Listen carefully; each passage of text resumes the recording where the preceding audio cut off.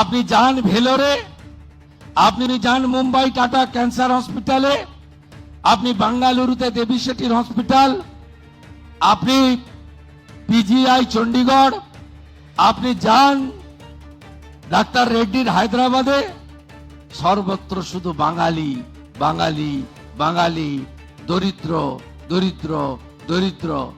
কেন এই রাজ্যে চিকিৎসা দেওয়া যায় না? সুবীর বাবু, গীতা দিদির মতো লোকেরা, ডাক্তার সুকুমার বাবুর মতো লোকেরা, যারা ডক্টর বিধানচন্দ্র রায়ের পরবর্তী সময়ে এ রাজ্যের চিকিৎসা ব্যবস্থাকে এগিয়ে নিয়ে যাচ্ছে, এত হস্তক্ষেপ, এত দমন পীড়ন, এত আমরা ওরা, এত অবহেলিত চিকিৎসা ব্যবস্থা, এটা কি কাম্য ছিল? কারণ এই পশ্চিমবঙ্গ আমি মনে করি মেধাতে শুধু ভারতবর্ষ নয়, পৃথিবীর যে কোনো আধুনিক রাষ্ট্রকে টেক্কা দিতে পারে। আজকে যখন ইউরোপের বড় বড় হসপিটালে আপনি যাবেন, সেখানে বাঙালি ডাক্তারদের দেখতে পাবেন।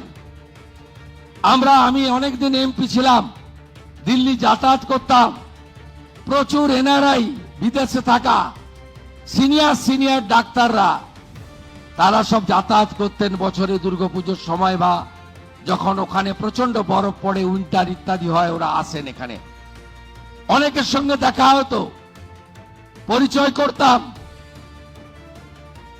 কেউ যুক্তরাষ্ট্র, কেউ যুক্তরাজ্য, কেউ জার্মানি, কেউ ফ্রান্স, কেউ কানাডা, সব বড় বড় হসপিটালগুলোতে নেতৃত্ব দিচ্ছেন, এইচওডি হয়ে বসে আছেন এই বাঙালি চিকিৎসকরা। আর বাংলার লোকগুলো ভেলোরে লম্বা লাইন দিয়ে দাঁড়িয়ে আছে।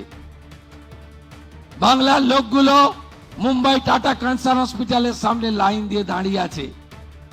তার সঙ্গে অন্য রাজ্যের লোক দাঁড়িয়ে আছে, তার হাতে আয়ুষ্মান ভারতের কার্ড, এমআরআই স্ক্যান, রক্ত পরীক্ষা।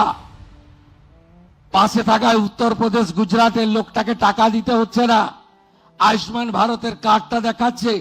আর পশ্চিমবঙ্গের লোকটা, গরিব লোকটা ওর দিকে তাকিয়ে আছে করুণ দৃষ্টিতে, আর 12,000 টাকা, 14,000 টাকা, 18,000 টাকা পরীক্ষার বিল মিটাচ্ছে।